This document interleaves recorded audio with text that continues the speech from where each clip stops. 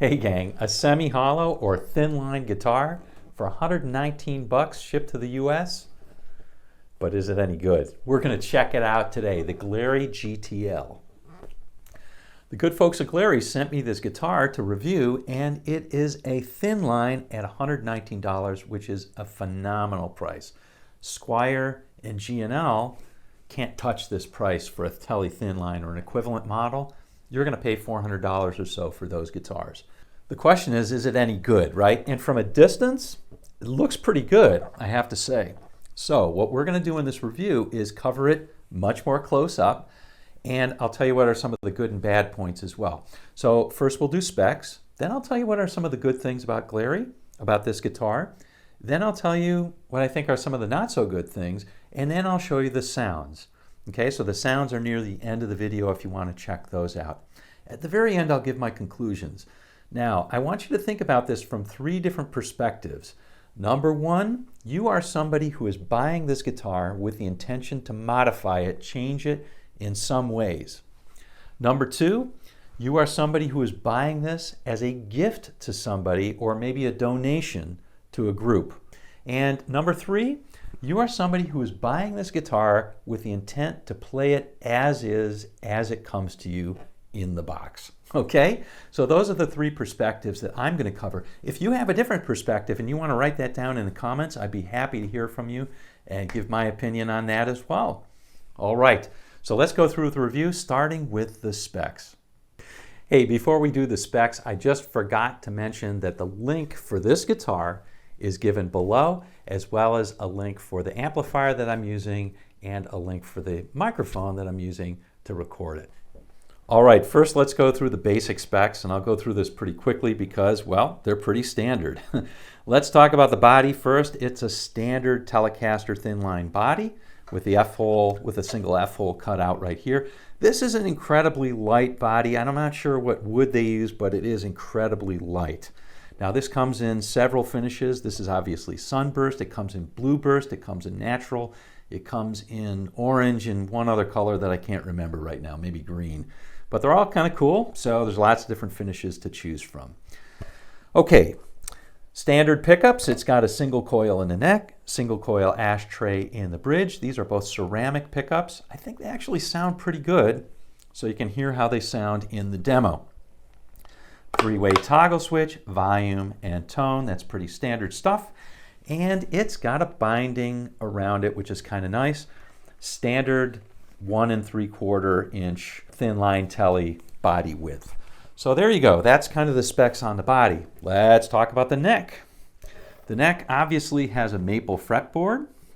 It's got 22, not 21 frets. We've got a synthetic bone nut. I think most people call that plastic. But anyway, we've got a plastic nut, and the neck itself is actually pretty chunky. So it's a little bit more than what you're going to get on a Fender. It's a little bit thicker. So expect that. The other thing I did was I checked the fretboard radius, and I found it between 12 inches and 14 inches. So the fretboard radius is a little bit different. We've got sort of the standard Fender style sealed tuners. There you go, you can see that. And we've got 2 string trees and the Glarry headstock with the Glarry sticker. So that's pretty much it for the basic specs. Now let's talk about what are some of the good things about this guitar. The good stuff. Who doesn't want to talk about the good things? All right. So first of all, let's talk about the most obvious good thing, the price. This has a phenomenal price. I mean, $119, are you serious, for a thin line Telecaster? And not only that, but it came with a gig bag, I should say a dust cover, is very, very thin gig bag, and a guitar strap and a pick. So it's everything but the amp in order to play. So that's a pretty darn good deal. Let's talk about the next thing I think is pretty good. I think it's a darn nice looking guitar. I really do. I think the sunburst is pretty good. Now, is it perfect? No, I probably wouldn't pre-order that little knot hole that's there.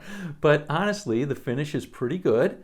I didn't see any big dents or anything. I didn't see any dents at all. And the binding, I actually think looks really good. Now, I think you can probably see right in there in the F-holes that they did a pretty reasonable job on the finish on the edge of the F-hole as well, which is pretty good. I'm kind of shocked about that. So far, so good.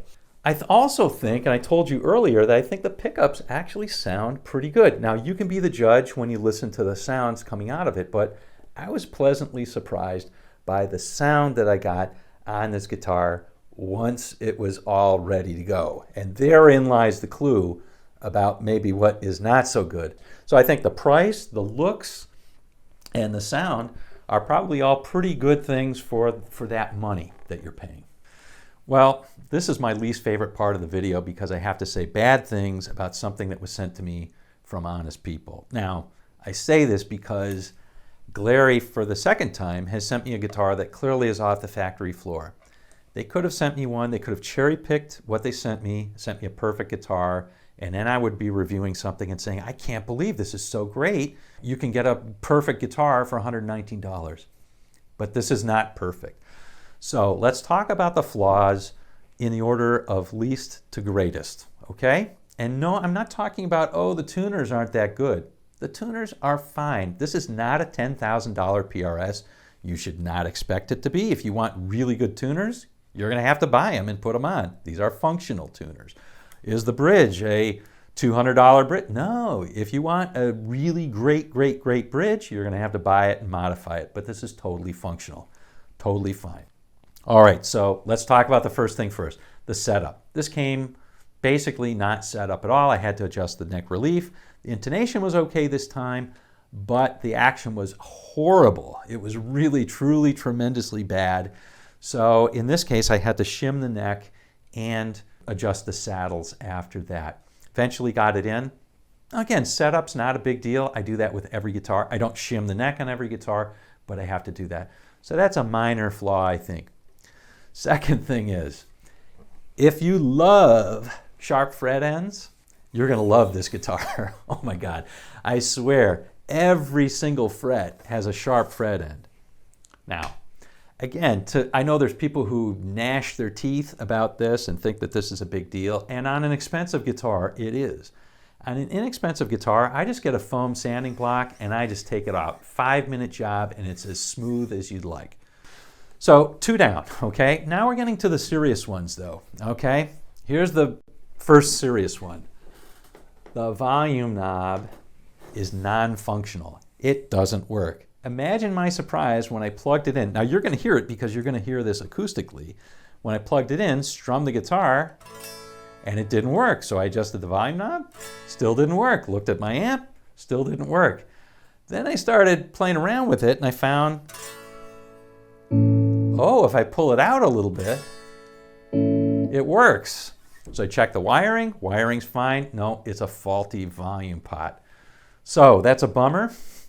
So I am going to, for this video, employ a very low-tech solution, a garbage twist tie, and we're just going to put that around here, and that will allow me to demo the guitar, right? But I will do in a later video, I'll replace that and show you how it gets replaced. So, but now it works fine. And if you were a fan of Buckethead, you've got a kill switch now.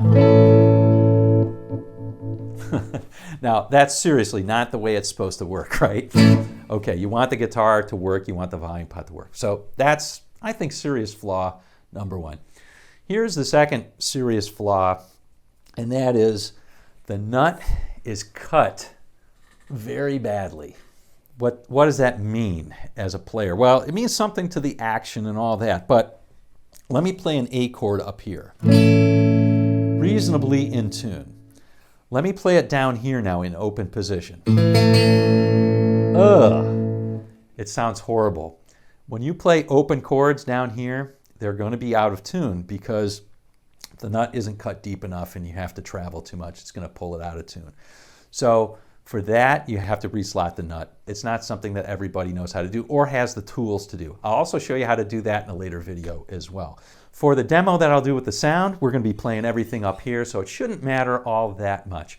But that's it for the flaws. So 2 not so serious flaws. 2 flaws I think are a little more serious. You'd have to get them fixed for sure. All right, let's see how this bad boy sounds. Moment of truth, right? So let's start out with the clean sounds. And for that, I'm going to be using my Blackstar HT5R amplifier, going through no pedals whatsoever, okay? And I'm not going to do any post-processing either. And I'm just going to record it directly into my Sennheiser E609 microphone. And we're going to start out with the neck pickup.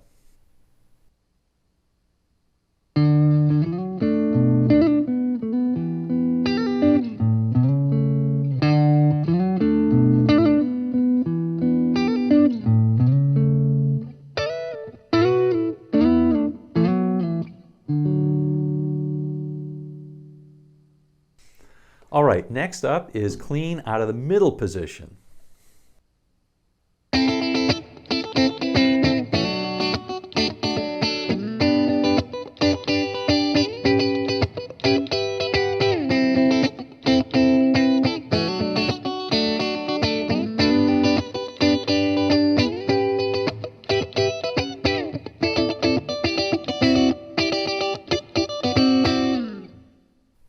Okay, next is clean out of the bridge position.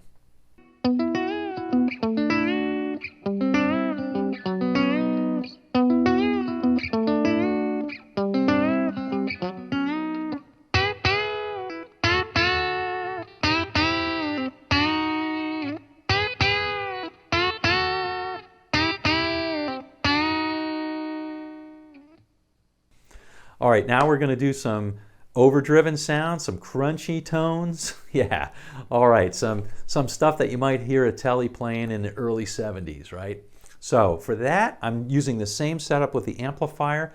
I'm just using a vintage overdrive type pedal, kind of like a Tube Screamer or something like that.